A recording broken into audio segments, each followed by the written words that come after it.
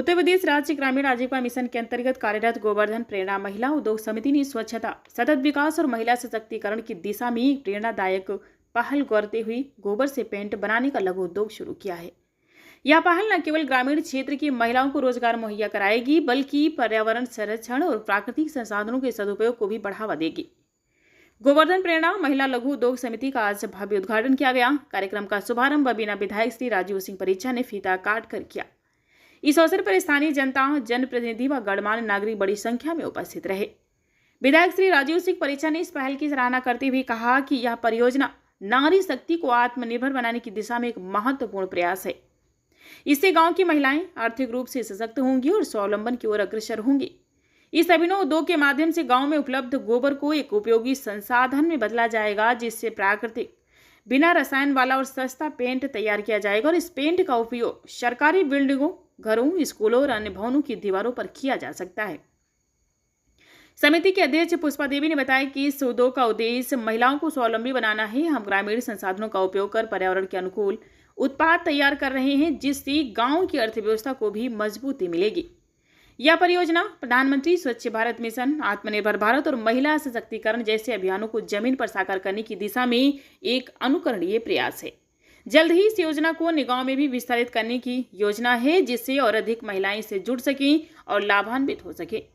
कार्यक्रम के दौरान पवन गौतम, जिला पंचायत अध्यक्ष श्री राम जी क्रांति के प्रचारक RSS, जी हाँ एक बार फिर से बता दें, क्रांति के प्रचारक RSS प्रकाश पाल, क्षेत्रीय अध्यक्ष बुंदेलखंड क्षेत्र Bharatiya Janata Party CDO Junaid Ahmad, DC doctor Brajmohan Ambed, BDO Ramkumar Verma, Rajkantesh Verma, block प्रमुख चिरंगांव, अमित श्रीवास्तव, जिला उपाध्यक्ष अफीफा आजमी, नमामि गैया लखनऊ, नन्हे राम जी ब्लॉक मिशन प्रबंधक, मंजीत जी ब्लॉक मिशन प्रबंधक, रोशनपाल प्रधान आजाद ब्लॉक मिशन, अमित जैन कल्पना ब्लॉक मिशन शाहिद, काफी संख्या में समूह की दीदियां मौजूद रहीं।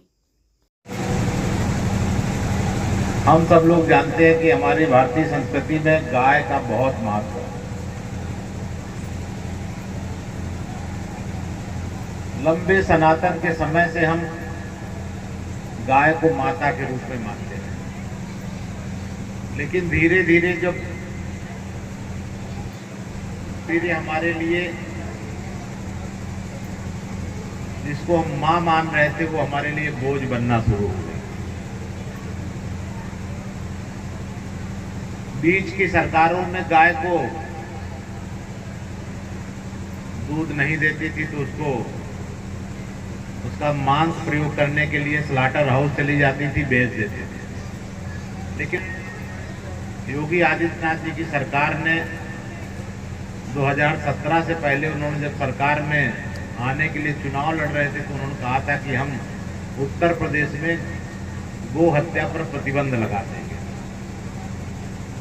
और उसके बाद समस्याएं खड़ी हुई, क्योंकि अब बैलों से तो खेती होती नहीं और जो दूध नहीं देती गाय उसको भी रखना लोगों के लिए कठिनाई हो रही है। पहले था लोग स्लाटर हाउस छोड़ देते थे, कोई काट देता था और ये जाने अनजाने में हम सबसे बड़ा पाप हो रहा था कि गाय का संरक्षण कैसे हो।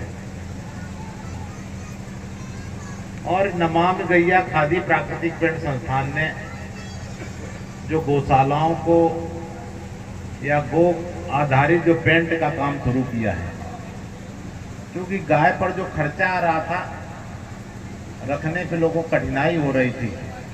गाय दूध दे या न दे, लेकिन गोबर और मूत्र तो अवश्य देगी और दोनों का बहुत प्रयोग है। जैविक खाद बनाने का, पंचगव्य से और तमाम चीजों के तो उपयोग हैं ही, लेकिन कच्ची दीवारें नहीं रही तो पुराने समय में तो फिनिया माटी उसी से होता था। लेकिन इसको नए रूप में, क्योंकि अभी तक जितने हमारे यहाँ प्रमुख कंपनियां हैं, चाहे वो एशियन हो, चाहे जो लोग भी अपने घर का किसी ने पेंट कराया हो, एशियन, बर्जर या इन कंपनियों का, एक बार जरा हाथ उठाया जिन्होंने अपना घर रासायनिक जो केमिकल वाले पेंट से कराया। किसने अभी साल, 2 साल, 5 साल में अपना घर पेंट कराया है? एक बार हाथ उठाइए।